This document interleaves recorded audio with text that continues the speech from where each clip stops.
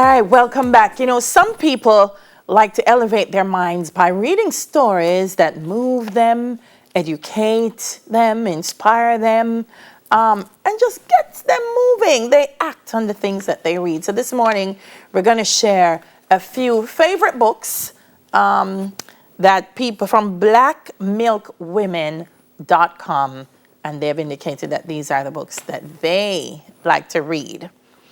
And we start with one that seems to be a huge favorite, Michelle Obama's Becoming. It's a memoir, and it's a work of deep reflection and mesmerizing storytelling, they say.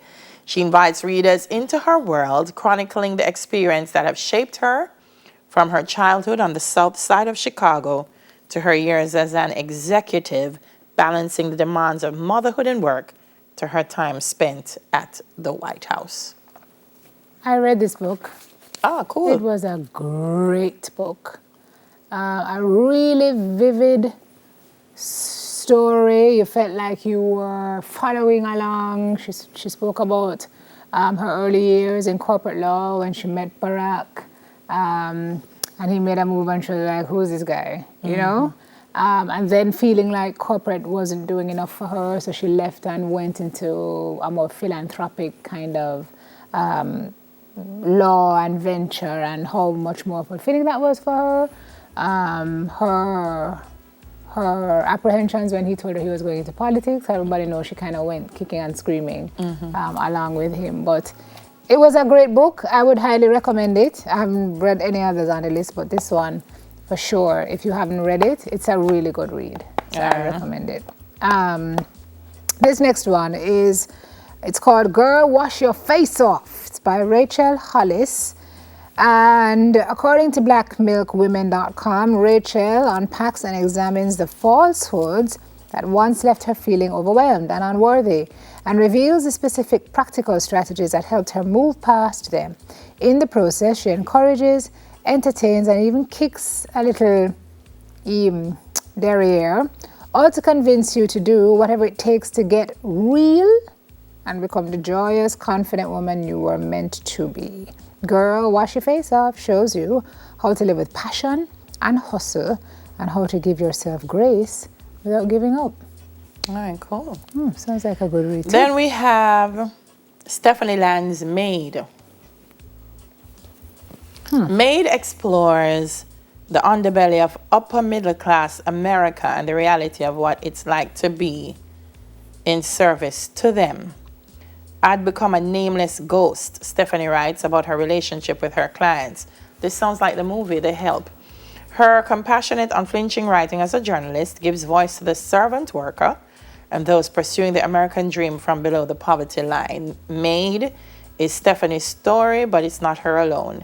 It is an inspiring testament to the strength, determination, and ultimate triumph of the human spirit. Ooh, I need to go read that too then. Okay, Brené Brown's Dare to Lead.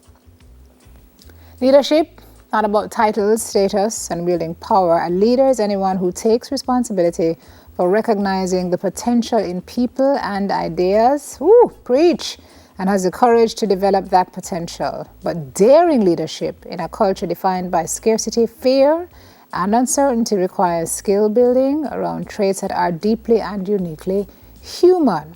In this new book, Brown uses research, stories, and examples to answer these questions in the no BS style. This says that millions of readers have come to expect and to love.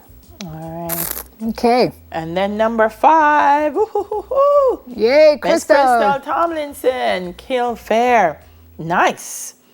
Confronting our fears is a long and lonely walk, made treacherous by the belief that we must go where no one has gone before.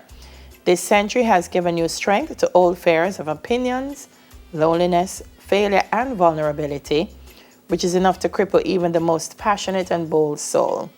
Fear must die hard if we're to live well, and this book is the gladiator's guide to courageous living. I like that. And that's on Crystal Tomlinson. So there you have it, guys. 5 great reads.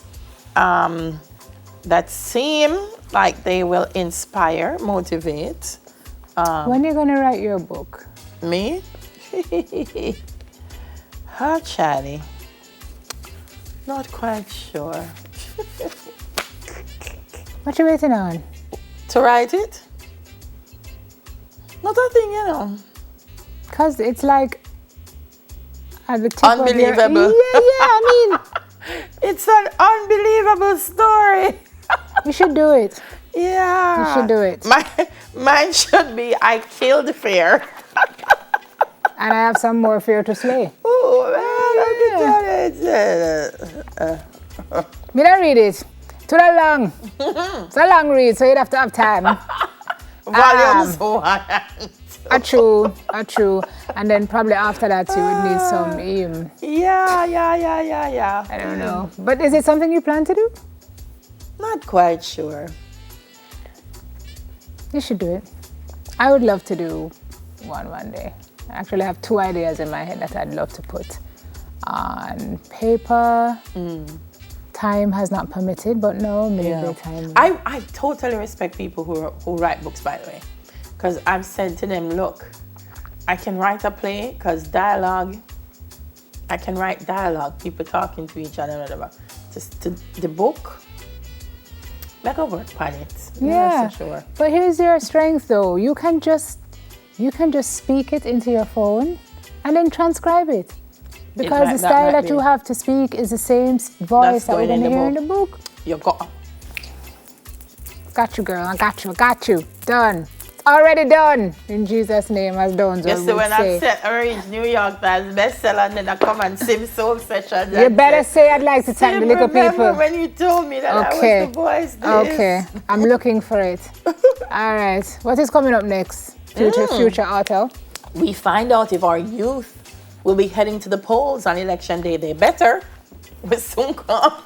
It's already done. Yes, for them future, they need to make a It's decision. already done.